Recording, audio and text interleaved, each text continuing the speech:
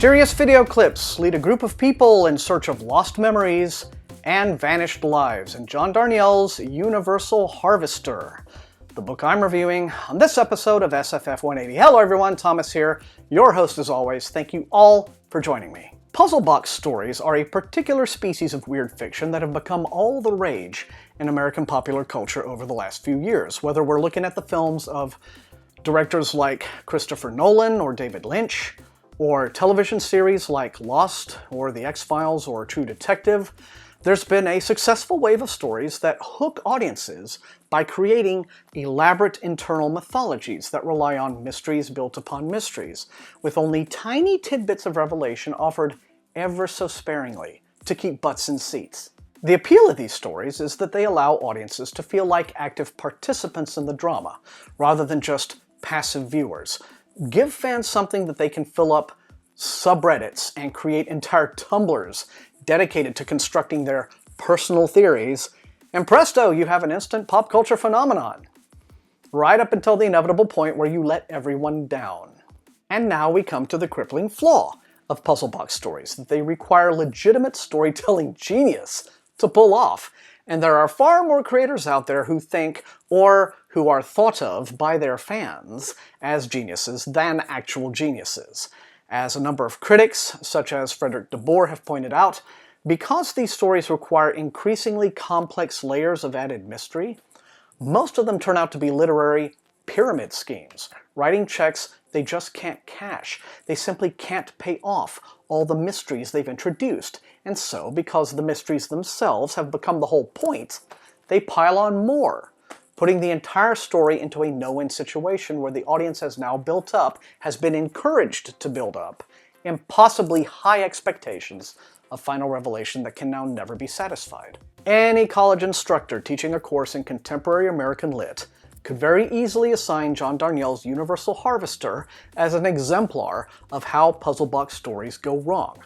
Darnielle is a respected musician who fronts the alternative band The Mountain Goats and who garnered a lot of acclaim for his first novel, Wolf in White Van. His newest novel fits the puzzle box template perfectly and falls into every one of its narrative traps. It's highly readable throughout because Darnielle is indeed a gifted wordsmith whose prose has, perhaps not surprisingly, an almost musical flow, and he's very good at drawing keen and sympathetic insights into the character and behaviors of working-class Midwestern Americans. Now, Darnielle's people feel real, even if the same can't be said of the bizarre plot contrivances he forces them to play out. It all begins when the patrons and employees of a small-town Iowa video store around the year 2000 discover that several of the movies... No, hang on. There are some of you out there who still remember VHS tapes, right? Okay. Anyway, some of the movies have had strange, sinister footage spliced in, inexplicable shots of an empty shed or a single chair, or one person talking to another off-screen. Naturally, this tantalizes us, as well as the people at the store, some of whom, naturally, begin to investigate further when it becomes evident that the location where this strange footage was shot is a nearby farmhouse well known to locals. So, the immediate questions that we all want resolved are: what exactly is this footage? Why was it shot? Who shot it? And who are the people in it? And what is the purpose of splicing it into random movies rented from a video store? Because we're in a puzzle box, all of this has to be addressed by first dipping into deep backstory. And so the novel propels us back in time to the early 1970s, where we're given more mysteries to ponder. A creepy cult in a strip mall church, the inexplicable disappearance of a beloved and seemingly normal member of the community. Watching all of this unfold, it feels like filling in squares on a bingo card. Shall I cut to the chase and say we emerge at the end of all of this not much wiser and noticeably unenlightened? In the piecemeal manner of how puzzle boxes like to offer their reveals, we get some obvious answers right away, but nothing satisfying in terms of the deeper questions of motive and rationale. I think I know why the footage was shot, but I have no idea why the character responsible, given the reasons that Darnielle offers, thought it was a sensible means to an end. I still don't know why clips were edited into rented movies. And I don't have a clue what the title's referring to.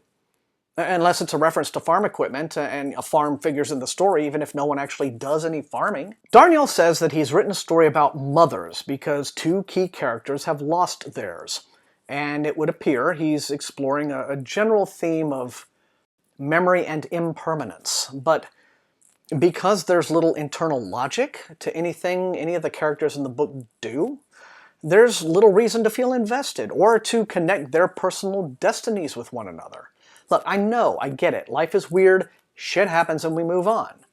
But I think a good mystery is meant to help lift us out of our day-to-day ennui and give us a sense of purpose and path to fulfillment, beyond simply telling us something we already understand and making it more baffling and senseless than it was to begin with.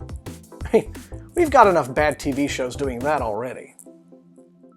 And that is all I have time for in this episode of SFF180.